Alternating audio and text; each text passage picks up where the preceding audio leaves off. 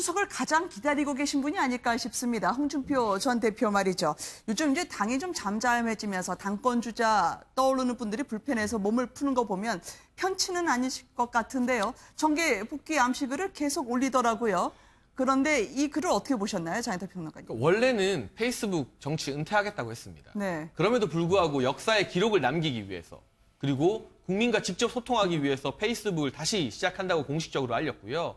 저 글 말미에 보면 페이스북 외적으로도 국민들과 소통을 강화하겠다고 했습니다. 그 말은 이제 추석 연휴에 맞춰서 돌아와서 네. 다양한 방법으로 지지자들과 당원들을 만나겠다는 뜻이거든요.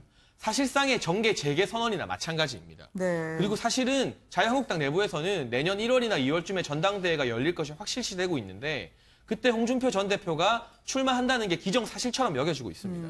그런 부분에 있어서 본격적인 몸풀기를 시도하는 것인데 아직까지 당의 어떤 혁신의 기틀을 잡아가고 있는 김병준 비대위 입장에서는 상당히 부담스러울 수밖에 없을 것 같고요. 네. 당내에서 지금 친박, 비박을 막론하고 홍준표 전 대표의 정치 복귀 시동에는 상당히 부담스러운 모습을 보여주고 있습니다. 네. 그리고 대선에서 패배한 뒤 곧장 전당대회에 나와서 당대표가 됐는데 지방선거에서 참패하고 다시 또 곧장 전당대회에 나온다는 것.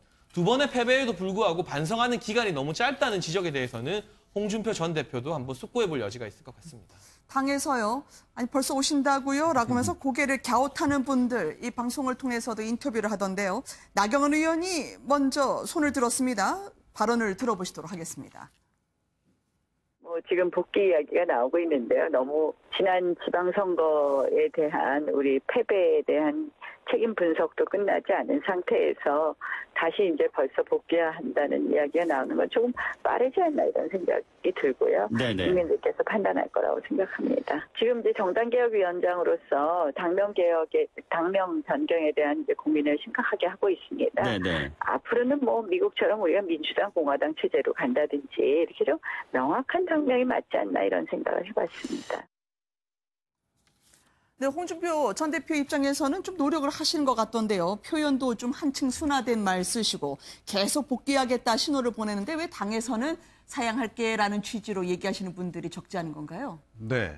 그러니까 이제 홍준표 그 리스크 때문에 그런 거죠. 아, 그래요? 그러니까 사실은 뭐 지난 그 대선 때부터 시작해서 홍준표 리스크 때문에 굉장히 고생들을 많이 하셨어요. 네. 그러니까 홍 전 대표는 그렇게 생각 안 하겠지만 나머지 이제 자유한국당 구성원들 네. 대부분의 의원들은 상당히 부담감을 안고 정치를 했다라고 아마 다들 느낄 겁니다. 네. 그래서 홍 전 대표 체제에서 뭐 본인들의 어떤 존재감을 좀 내세우기도 좀 쉽지 않은 그런 상황이었고 네. 또 홍 전 대표가 너무 또 이 이른바 좌파 프레임, 뭐 주사파 프레임 네. 이런 것으로 그 일변도로 나가는 바람에 사실은 뭐 이 보수 지지층 상당수도 좀 오히려 이탈하는 네. 그런 상황까지 이제 간 거 아니겠습니까? 그 결과가 이제 지난 지방선거 참패로 나타났던 네. 이런 상황인데 그 참패에 아직 후유증도 지금 다 가시지 않은 상황이잖아요.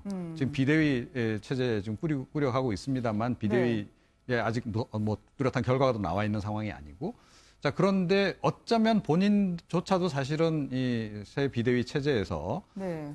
청산 대상이 될 수도 있는 분께서 저렇게 직접 나서서 센터는 역시 나야 나를 계속 외치고 계시니 네. 부담스러울 수밖에 없죠. 아. 그래서 벌써부터 좀 견제성 발언들이 좀 나오고 있는 그런 상황이고 또 차기 전당대회를 생각하더라도 차기 전당대회 지금 관심 있는 분들이 꽤 있지 않습니까? 네. 뭐 친박계에서도 좀 당연히 이제 네. 준비 중인 분들이 있고 또 뭐 김병준 사실은 위원장도 조금 마음이 있는 것 같아요. 네. 뭐 이런 식으로 그래서 그런 사람들 보기에도 좀 네. 견제가 필요하다 이런 생각을 당연히 하겠죠. 근데 좀 전에 센터는 나야 나라고 생각하시고 싶어 한다고 말씀하셨는데 어제 발표된 이 범보수 차기 대선 주자 선호도를 보면 그렇게 본인이 염증을 내거나 아니면 비판했던 분들보다는 조금 뒤에 있어가지고요.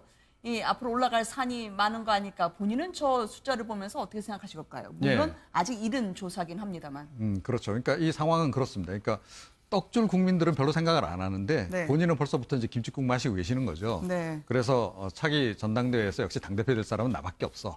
이제 이런 그 굳건한 믿음을 가지고 이제 밀고 나오는, 네. 이제 치고 나오는 이제 그런 그 상황이다, 형국이다. 네. 그런데 의외로 이번 같은 경우에는 아마 견제 세력이 좀 많이 있을 거다. 그리고 아, 그래요? 이번에 사실 이번 전당대회가 굉장히 중요하지 않습니까? 그렇죠. 차기 대권으로 가는 어떻게 보면 지름길 총선도 치고요. 또 총선에서 이제 자기 개파를 확대할 수 있는 그런 절호의 기회이기 때문에 관심 있는 분들이 의외로 굉장히 많은 것 같아요. 네. 그래서 그 와중에서 과연 홍 전 대표가 자기 자리를 차지해낼 수 있을지 쉽지 않아 보인다. 네. 이렇게 생각을 합니다. 김성환 평론가님 어떻게 보세요? 지금 뭐 당권에 도전하실 것 같은 분들이 이제 꿈틀꿈틀하는 것 같다라고 하는 움직임도 나왔고요. 본인은 이 한국에서 나오는 여론조사 이런 것도 좀 계속 한번 점검을 해보시면서 보실 것 같은데요. 그러니까 홍준표 전 대표를 상징하는 두 가지 단어가 있잖아요. 네. 스나이퍼라고 하는 그러니까 저격수. 원샷 원킬. 네. 그걸 이제 굉장히 잘했던 정치인이기도 하고요. 네. 또 하나는 이제 독고다이라고 하는 말이죠. 네. 그러니까 나는 다른 세력이 없어서 난 내 스스로가 뭔가 길을 개척한다고 하는 것인데 지금 홍준표 전 대표는 그만큼 자기 세력이 없기 때문에 저렇게 존재감을 부각시킬 방법밖에 없다. 네. 그렇게 보는 것 같아요. 제가 볼 때는. 나는 내 정치를 하겠다라고 하는 네. 것들을 국민한테 과시하고 보여주고 이러는 수단으로 어쩌면 그런 게 너무 과해가지고 너무 말이 언사가 과격해지고 네. 이렇게 나오지 않았나 싶은 생각이 드는데요.